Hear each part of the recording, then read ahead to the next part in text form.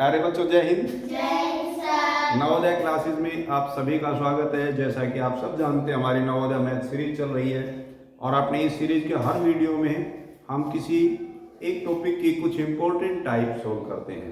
तो आज का हमारा नया टॉपिक है साधारण ब्याज, यानी कि सिंपल इंटरेस्ट। और इस टॉपिक की आज हम ये 3 टाइप सॉल्व करेंगे। लेकिन इससे पहले हमें इस चैप्टर में आने वाली कुछ परिभाषाओं को अच्छी तरह से समझना है। और वो परिभाषाएं हैं मूलधन, दर, समय, साधारण ब्याज, मिश्र धन। ये क्या होते हैं? सबसे पहले हमें इन चीजों को अच्छी तरह से समझ लेना चाहिए। तो हम सबसे पहले समझेंगे कि मूलधन क्या होता है। तो बच्चों, मूलधन वह राशि होती है जो किसी के द्वारा ब्याज के रूप में, यानी कि ब्याज के ऊपर, या ये कहें कि कर्ज के रूप में ली जाती है। ठीक है, मान लो किसी व्यक्ति को किसी काम के लिए कुछ रुपयों की आवश्यकता हुई और उसके पास उतने रुपए नहीं हैं, तो उसको वो रुपए लाने के लिए, उसकी व्यवस्था करने के लिए किसी के पास जाना होगा।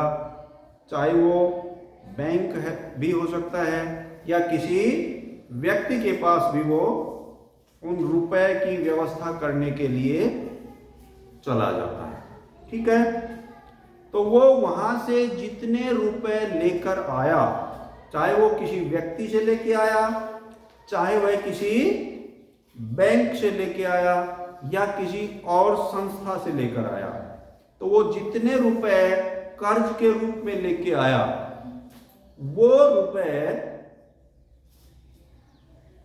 उसका मूलधन कहलाएगा।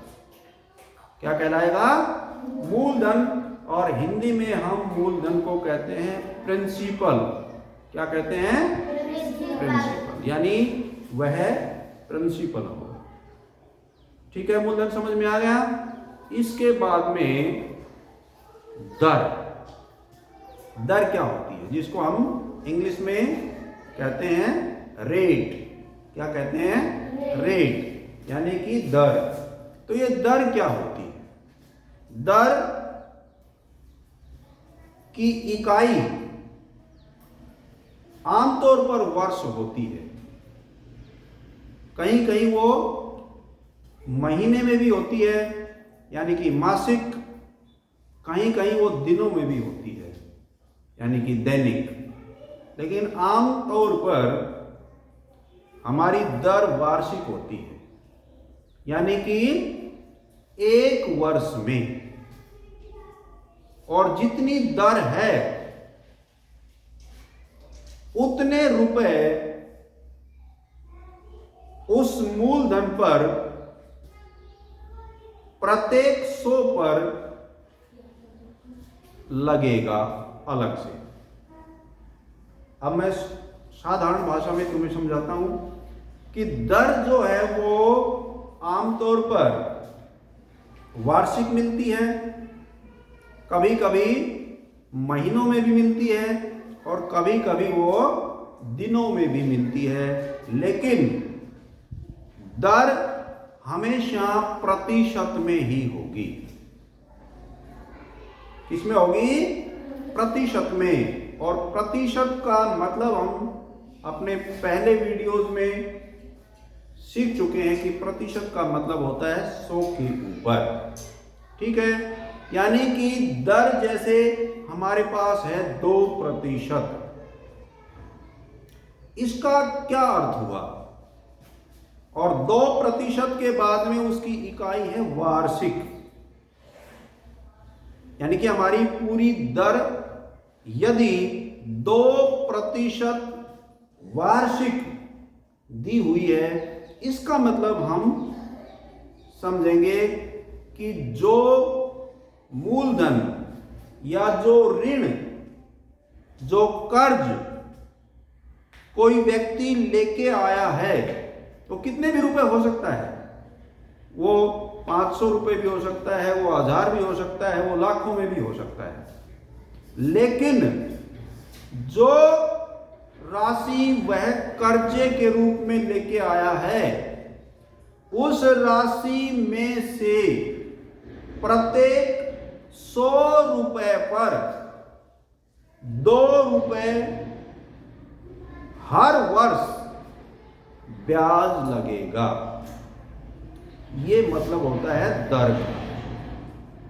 मैं फिर रिपीट करता हूं, दर का मतलब होता है जैसे हमारी दर 2% वार्षिक दी हुई है, इसका मतलब ये है कि जो राशि कोई व्यक्ति कर्ज के रूप में लेकर आया, यानी कि जो मूलधन है, जो कर्ज के रूप में लेके आया, उसको हम क्या कहेंगे, मूलधन।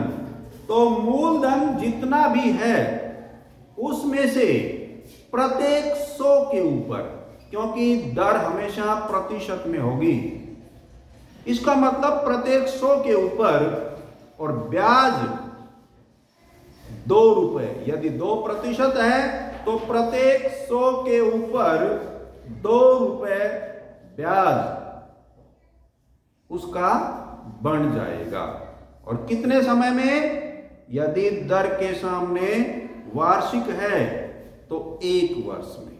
इसका मतलब ये हुआ, यदि दर 2% वार्षिक है तो जो कर्ज लेके आया, यानी कि जो मूलधन है, उस राशि में से प्रत्येक 100 रुपए के ऊपर 2 रुपए हर वर्ष उसके अलग से जुड़ते रहेंगे, जो कि उसने बाद में वापिस करने हैं।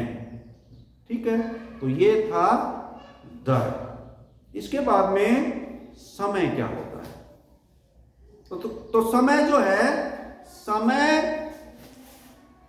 भी हमारा कई बार वर्ष में भी आ जाता है, कई बार महीनों में भी आ जाता है, और कई बार वो दिनों में भी आ जाता है। लेकिन यहां भी एक चीज बहुत इंपॉर्टेंट है कि यदि हमारी दर वार्षिक है, यानी दर के साथ वार्षिक आया है, तो फिर हम उस समय को यदि वर्ष में नहीं दिया हुआ है तो उसको वर्ष में बदलेंगे। ठीक है, क्योंकि हमारी दर वार्षिक है, इसलिए हमारा समय भी वर्ष में होना चाहिए। और समय का मतलब ये होता है कि वो व्यक्ति जो कर्ज लेके आया है, वो उतने समय के लिए लेकर आया है। जैसे मान लो मैं 1000 रुपए कर्ज के लेकर आया किसी व्यक्ति से, और मैंने वहां कहा कि मैं ये 1 वर्ष के लिए लेके जा रहा हूं, 1 वर्ष होते ही ये वापिस तुम्हारे लौटा दूंगा। तो ये होता है समय का मतलब। ठीक है, यानी कि जो कर्ज, जो ऋण लेकर आया है कोई व्यक्ति, वो कितने समय के लिए लेकर आया है, ये हो गया समय। ठीक है, इसके बाद में ब्याज, और वो भी आज हम साधारण ब्याज की बात करेंगे। ब्याज 2 तरह के होते हैं वैसे तो, साधारण ब्याज यानी कि सिंपल इंटरेस्ट, या उसको हम दूसरे ब्याज को हम कहते हैं चक्रवृद्धि ब्याज, और उसको इंग्लिश में कहते हैं कंपाउंड इंटरेस्ट। ठीक है, ये हम अपने आने वाले वीडियो में बताएंगे कंपाउंड इंटरेस्ट के बारे में। लेकिन आज हम इस चैप्टर में, क्योंकि हमारा चैप्टर ही ये साधारण ब्याज है, तो हम केवल साधारण ब्याज की बात करेंगे। तो साधारण ब्याज होता क्या है? अब कोई व्यक्ति कर्ज के रूप में कुछ धनराशि लेकर आता है, यानी कि मूलधन, उस मूलधन को जब वो वापस लौटाएगा एक निश्चित समय के बाद, जितने समय के लिए वो ऋण लेके आया है उसको वो एक निश्चित समय के लिए लेकर आया है। वो कितना भी समय हो सकता है, 2 वर्ष भी हो सकते हैं, 1 वर्ष भी हो सकता है, 6 महीने भी हो सकते हैं, 50 दिन भी हो सकते हैं। तो जब वो वापिस करेगा निश्चित समय के बाद, जब उस ऋण को लौटाएगा, तो वो जो जिसने ऋण दिया था वो उतने के उतने पैसे नहीं लेगा उससे कि भाई 500 रुपये लेकर आया 1 साल के लिए और 1 साल के बाद जब जाऊंगा तो उसको 500 रुपये ही वापिस दे दूंगा। वो केवल 500 रुपये ही वापिस नहीं लेगा, वो जितने रुपए उसने दिए थे उससे ज्यादा लेगा। और कितने ज्यादा लेगा, वही हमारा ब्याज होता है, उसी को हम ब्याज कहते हैं। तो वो कितने रुपए अतिरिक्त लेगा, जितने लेके आया था उससे अधिक लेगा, वो ही हमारा ब्याज होगा। और वो ब्याज हम किस तरह से निकालेंगे ये हम आज इस वीडियो में समझाएंगे, ठीक है। इसके बाद एक शब्द आएगा मिश्र धन। तो मिश्र धन क्या होता है? मिश्र धन वह राशि होती है, कोई व्यक्ति यदि 500 रुपए ऋण के रूप में लेके आया, कर्ज के रूप में लेके आया, यानी कि मूलधन 500 रुपए है, तो उसने जो उस समय दर निश्चित की थी कि भाई प्रत्येक 100 रुपए के ऊपर हर साल में मैं इतने रुपए ब्याज के रूप में दे दूंगा। तो एक निश्चित दर और एक निश्चित समय में उस ऋण से ज्यादा जितना भी पैसा बनेगा, यानी कि ब्याज, उसको हम क्या कहेंगे? ब्याज। उस ब्याज को और जितने रुपए लेकर आया था उन दोनों राशियों को हम जोड़ देंगे, यानी मूलधन जमा ब्याज। वो जो राशि बनेगी दोनों मिलकर वो राशि मिश्र धन कहलाएगी, ठीक है। समझ में आ गया? सबसे पहले मूलधन, दर, समय और साधारण ब्याज और मिश्र धन, ये पांचों परिभाषाएं हमने अच्छी तरह से सीख ली हैं। अब जो हमारे पास क्वेश्चन होगा उस क्वेश्चन में हमें 3 वैल्यूज मिलेंगे और उसकी सहायता से चौथी वैल्यू हमें फाइंड आउट करनी होगी।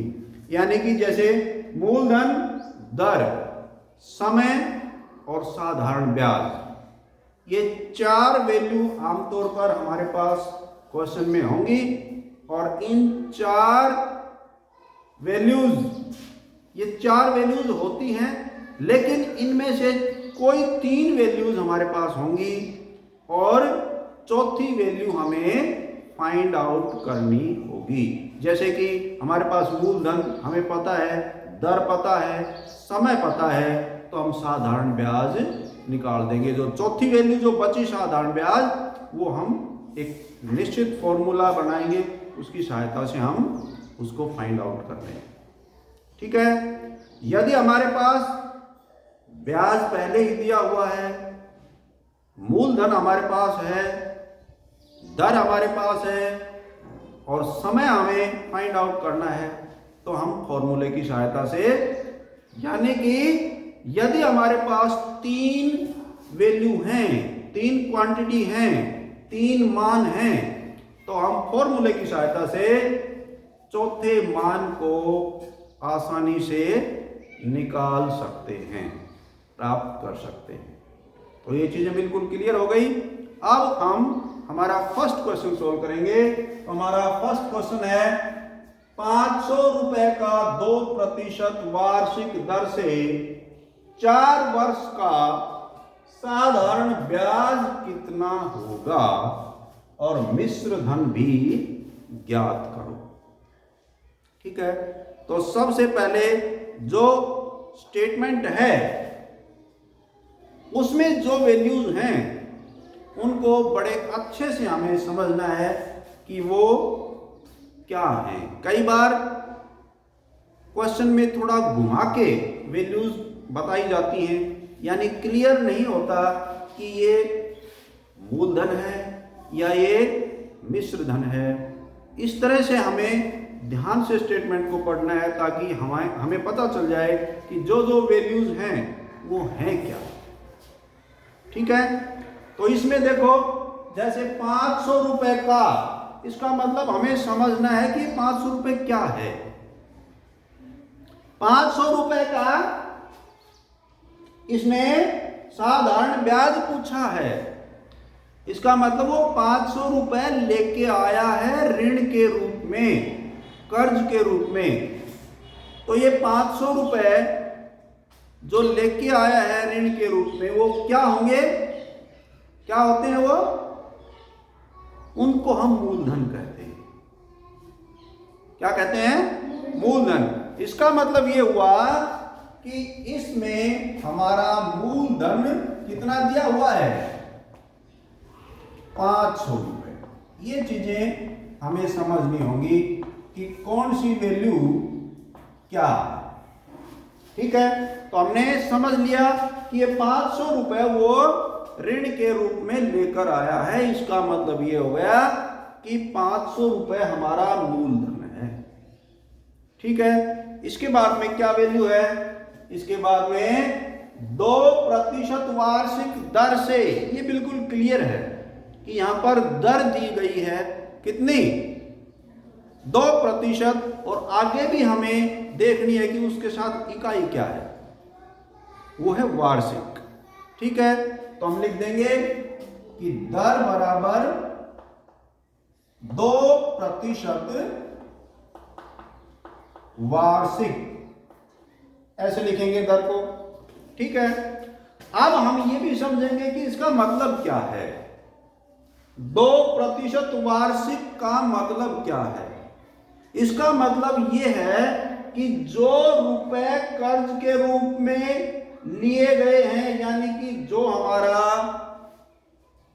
मूलधन है, उस मूलधन में से प्रत्येक 100 रुपए के ऊपर हर वर्ष 2 रुपए अतिरिक्त देने पड़ेंगे, जो कि ब्याज कहलाता है। ये चीज क्लियर हो गई। इसके बाद इसमें क्या दिया हुआ है, इसके बाद इसमें है 4 वर्ष का। तो ये 4 वर्ष का हो गया, ये हमारा समय हो गया 4 वर्ष। और इसका मतलब यह है कि जो ऋण वो लेके आया वो 4 वर्ष के लिए लेके आया है। जैसे ही 4 वर्ष पूरी होंगी उसको वापस लौटाना पड़ेगा।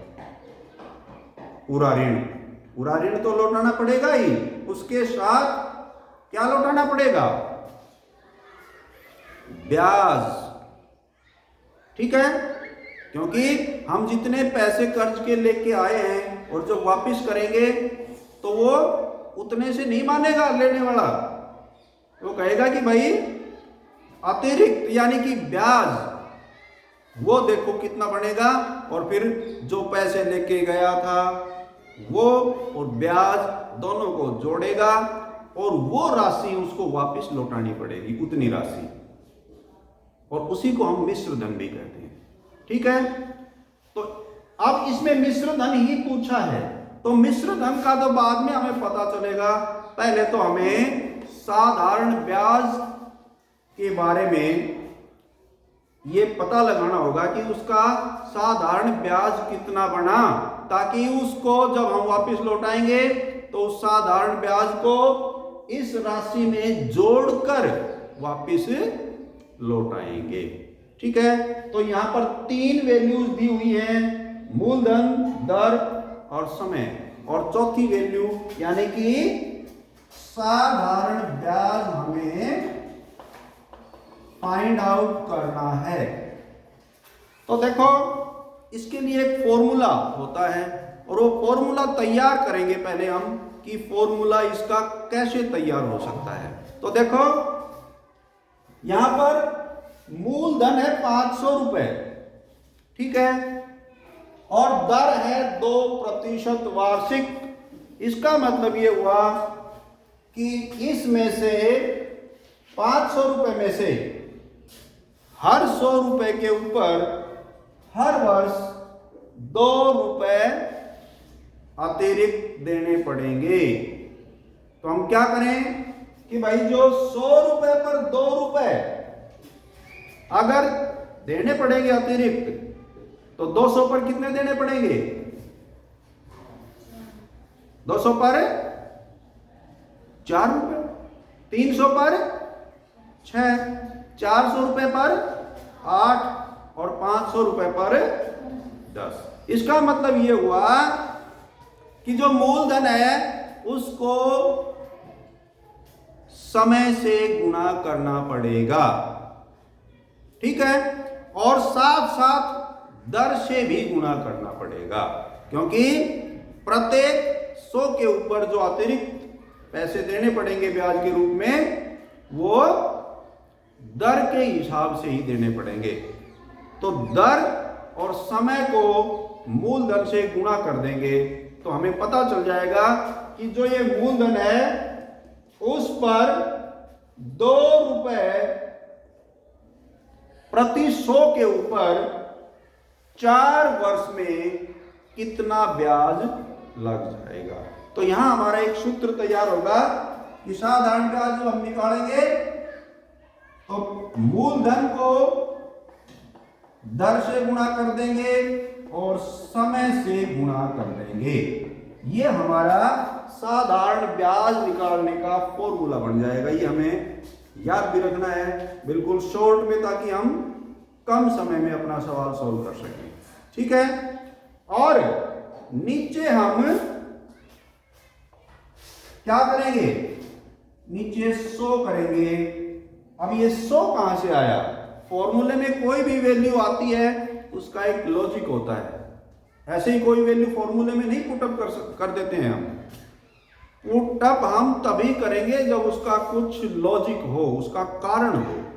तो कभी भी फॉर्मूला हम बनाते हैं या देखते हैं, पढ़ते हैं, उसमें हमें जरूर ये देखना चाहिए कि ये वैल्यू कहां से आ रही है, इसको इतने से गुणा क्यों किया, इसको इतने से भाग क्यों किया। तो वही हमने बताया है यहाँ कि मूलधन को दर से और समय से गुणा क्यों किया, ये अभी हमने बताया। और अब हम देखेंगे कि ये 100 से भाग क्यों किया हमने।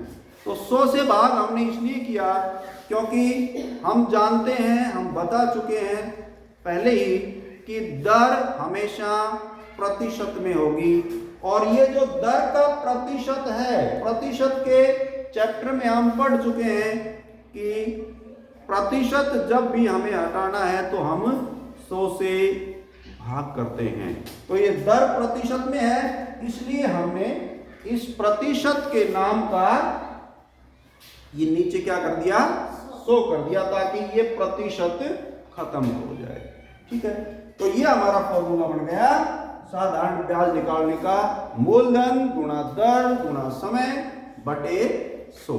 और इस फॉर्मूले में हमारे पास जो जो वैल्यू है वो पुटअप कर देंगे तो हमारे पास साधारण ब्याज आ जाएगा। मूलधन कितना है? 500। दर कितनी है?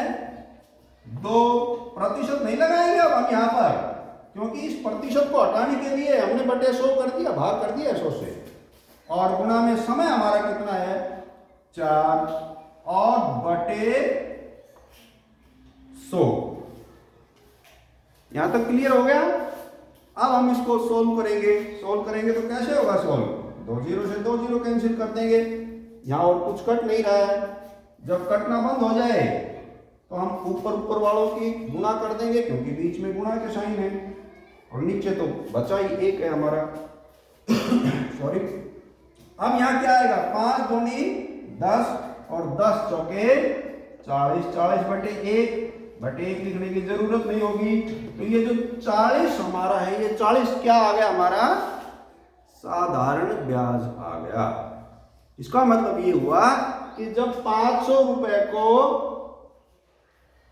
4 वर्ष के बाद में इतनी दर से लौटाने जाएगा तो उसको जितने रुपए लेकर आया था उससे 40 रुपए और ज्यादा देने पड़ेंगे, और वही मिश्र धन भी कहलाता है। यानी मिश्र धन क्या हो जाएगा, बताओ फिर मिश्र धन क्या हो जाएगा, कैसे निकालेंगे मिश्र धन को। जो मूलधन यानी जो कर्ज के रूप में राशि लाया था 500 रुपए, उसमें जो ब्याज बन गया, अतिरिक्त राशि जो बन गई, वो जोड़ देंगे। इस प्रकार जो हमारा मिश्र धन है वो क्या आ जाएगा, 540 रुपए। इसका मतलब कि जब वापस लौटाने जाएगा 4 साल पूरी होते ही, तो जो 500 रुपए लेके आया था उसकी बजाय 540 रुपए उसको लौटाने पड़ेंगे। सारी चीजें समझ में आ गई। नेक्स्ट, अगला क्वेश्चन क्या है, अगला क्वेश्चन है 1500 रुपए का 4 वर्ष का किस प्रतिशत वार्षिक दर से साधारण ब्याज 120 रुपए हो जाएगा। स्टेटमेंट अगर ये एक बार समझ में नहीं आती है, हमारे दिमाग में क्लियर नहीं होती है चीजें, तो उस स्टेटमेंट को हमें दोबारा भी पढ़ लेना चाहिए। ठीक है, तो फिर देखते हैं 1500 रुपए का, हमें एक एक क्वांटिटी पता होनी चाहिए कि यहां 1500 क्या है। 4 वर्ष का 4 क्या है, किस प्रतिशत वार्षिक दर से साधारण ब्याज 120 रुपए हो जाएगा, यानी कि 120 रुपए क्या है। तो जैसा कि मैंने बताया था, 3 क्वांटिटी आमतौर पर हमारे पास होंगी, चौथी क्वांटिटी हमें फाइंड आउट करनी होगी। ठीक है, तो बताओ सबसे पहले जो ये 1500 रुपए हैं ये क्या है, 1500 रुपए क्या है, ये मूलधन है क्योंकि इतने रुपए वो लेकर आया है। तो हम लिख देंगे कि हमारा मूलधन है वो कितना है, 1500 रुपए। ठीक है, इसके बाद में आगे क्या है, 4 वर्ष। तो ये तो बिल्कुल सिंपल है कि जिस भी संख्या के बाद में वर्ष लिखा हुआ है तो वो समय है।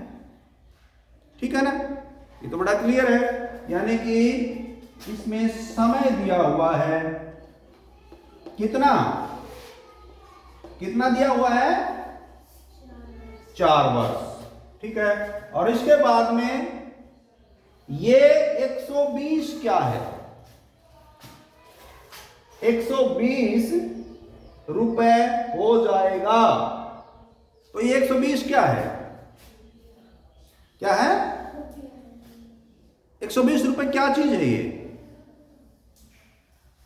ये जो हमारी 4 क्वांटिटी आमतौर पर होती हैं, मूलधन, दर, समय और ब्याज, उनमें से क्या है ये तो बिल्कुल क्लियर लिख रखा है, साधारण ब्याज 120 रुपए हो जाएगा। इसका मतलब ये साधारण ब्याज ही है,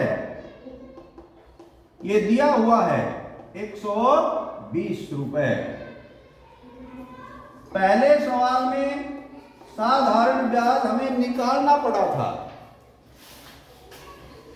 और इसमें साधारण ब्याज दिया हुआ है, तो फिर इसमें निकालना क्या है वो और बताओ। वो भी स्टेटमेंट को देखकर पता चलेगा कि इस क्वेश्चन में हमें फाइंड आउट क्या करना है, बताओ। ये कहता है किस प्रतिशत वार्षिक दर से तो ये इसका मतलब ये है कि दर हमें यहां पर फाइंड आउट करनी है, हमें यहां पर दर निकालनी है, दर का पता लगाना है कि कितने प्रतिशत वार्षिक दर से वो यदि 500 रुपए मूलधन के रूप में लेकर आया तो 4 वर्ष के बाद में 120 रुपए ब्याज बनेगा। वो दर क्या होगी? ठीक है, तो इसका मतलब हमें दर निकालने का फॉर्मूला चाहिए, दर प्रतिशत।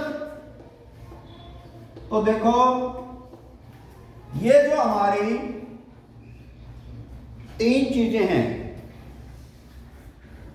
और ये चौथी, ये 4 क्वांटिटी जो हैं, इनमें से हमारे पास 3 क्वांटिटी दी हुई हैं, यानी कि इसमें ये हमने निकालनी है। क्या निकालनी है? ये दर, ये क्वांटिटी निकालनी है। ये और ये 3 क्वांटिटी दी हुई है। ठीक है, तो वो हम कैसे निकालेंगे? यदि हम दर की वैल्यू चाहते हैं तो इधर दर को ही रखेंगे, ठीक है, और बाकी मूलधन और समय है उसकी साइड चेंज कर देंगे। इस साइड में जो गुणा कर रहा है उधर वो भाग करेगा, और इस साइड में जो भाग कर रहा है वो गुणा करेगा। यानी कि हम इस फॉर्मूले की सहायता से, जो कि साधारण ब्याज निकालने का है, इसी की सहायता से हम दर निकालने का फॉर्मूला भी तैयार कर सकते हैं। इसी की सहायता से हम समय निकालने का फॉर्मूला भी तैयार कर सकते हैं, और इसी की सहायता से हम मूलधन निकालने का फॉर्मूला भी तैयार कर सकते हैं। ठीक है, तो साइड चेंज करेंगे तो क्या हो जाएगा? इधर जो एक साधारण ब्याज था, इसके ये तो क्या हो जाएगा? इधर भाग कर रहा था, इधर आकर क्या करेगा? गुणा कर देगा।